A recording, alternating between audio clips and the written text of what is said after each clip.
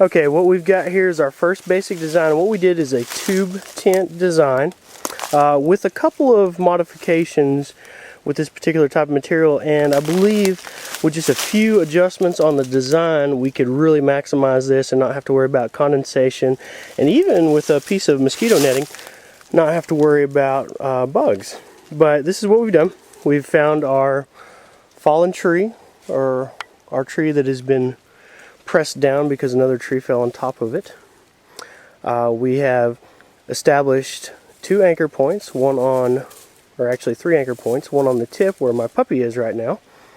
We've got the head, and we've got this open end on the outer portion, and it is tied down at 2 points from the outsides. What we've done is we have developed a center line going down the middle of it, so you don't have to worry about it coming undone. You don't have to worry about wind flapping it or any flares. And then again, my puppy is trying to get in with Daniel.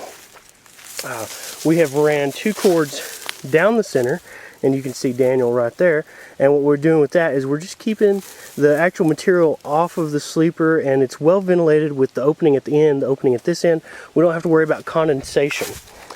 We also have it angled at the end, as you can see, so that if rain were falling down, or even if wind was blowing into the design of our tent, if we made the mistake and we established it with a poor facing, we wouldn't have to worry that much about rain coming in. As you can see with the material, it also naturally flaps in so that it'll actually keep out extra wind and debris and rain. How you liking it in there, Daniel? It's pretty nice. I like the fact you can also hang equipment from your 2 cords that you're using to. Got your glasses there, that's cool. The sides out. Yep. What about space? Good enough for me. Sides not bothering you? Not too bad. You could probably move 1 cord down a little bit and keep the dog out. Yeah, other than that, I like the design. It's a very basic style shelter. Very simple design. Took us maybe, what, 8 minutes to put up? Not long. And we were trying to decide the best way to do it the whole time. So, first design, tube tent. I think it's a success. I'd sleep in it even in a rain. I wouldn't feel bad. Probably not a heavy storm, and I got another design we're fixing to do for that right now. It'll be design number 2, and it will be established to resist wind and a storm. Basically, you're going to want to know which way the storm is coming from.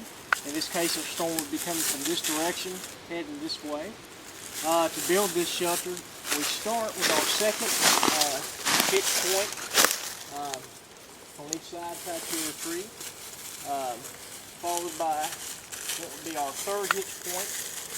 Everything is tied low, keep in mind. Followed by our 2nd, 3rd, or 4th hitch point.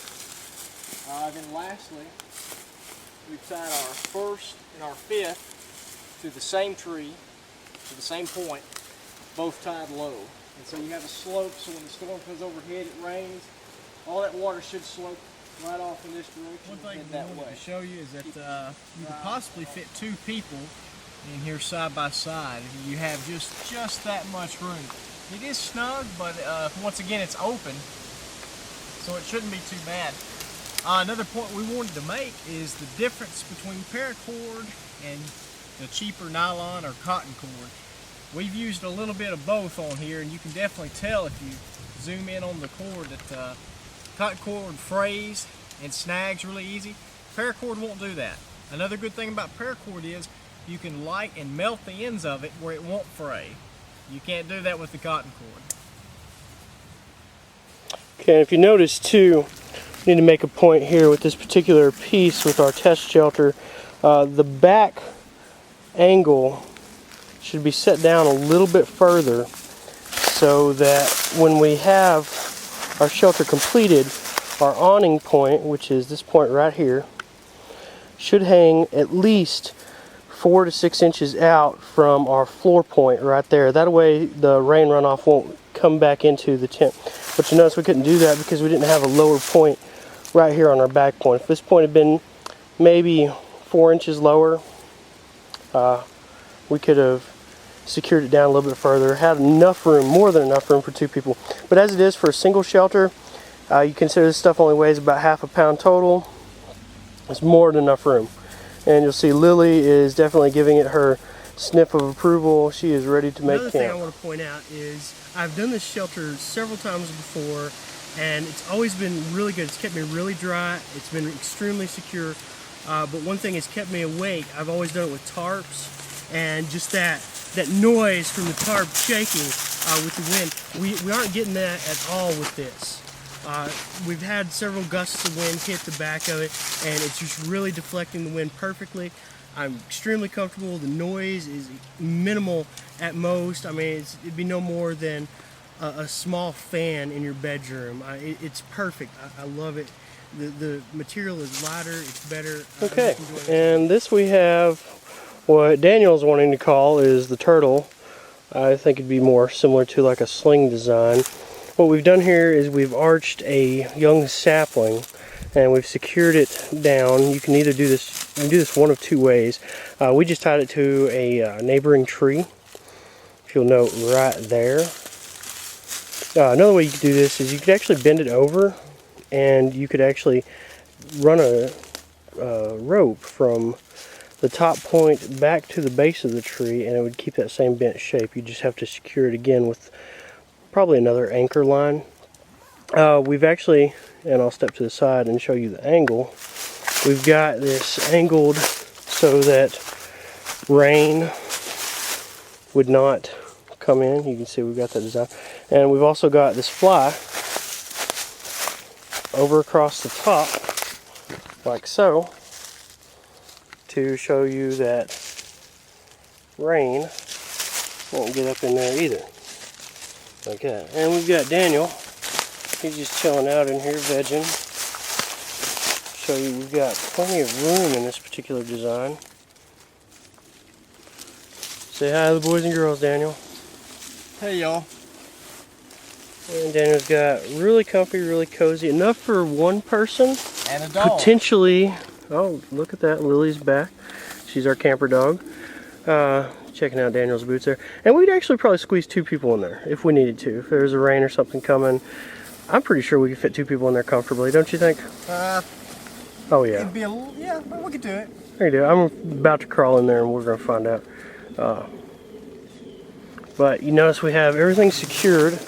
Down at the end we have 2 lines just going out holding the top part too.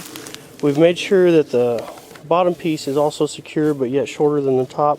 This is very similar to our storm shelter design, except for we've only incorporated one tree. Here we have a traditional basic Boy Scouts rough it tarp tent where we've cut poles for both ends. We've cut our stakes for both ends. 2 stakes, 4 poles. We have overlapped the top flap so you don't have to worry about rain coming in. And Daniel can wave to you. You can see this is just a 1-man shelter. As you can see, Daniel is inside of the tent. It doesn't look too bad. I think it'd be quite comfortable with a pad and a sleeping bag. Only modification I would probably suggest making to it would be some points on the sides, so we could maybe make a couple more stakes and just pull out the sides a little bit, just to make it a little bit more roomy inside. You can see coming from the bottom, there's Daniel. You can see he's obviously got plenty of room. Sides, plenty of room to sit up. He's doing his workouts in it. And again, just fashioned 2 stakes on the sides. Nothing nice hatchet and knife can't fix.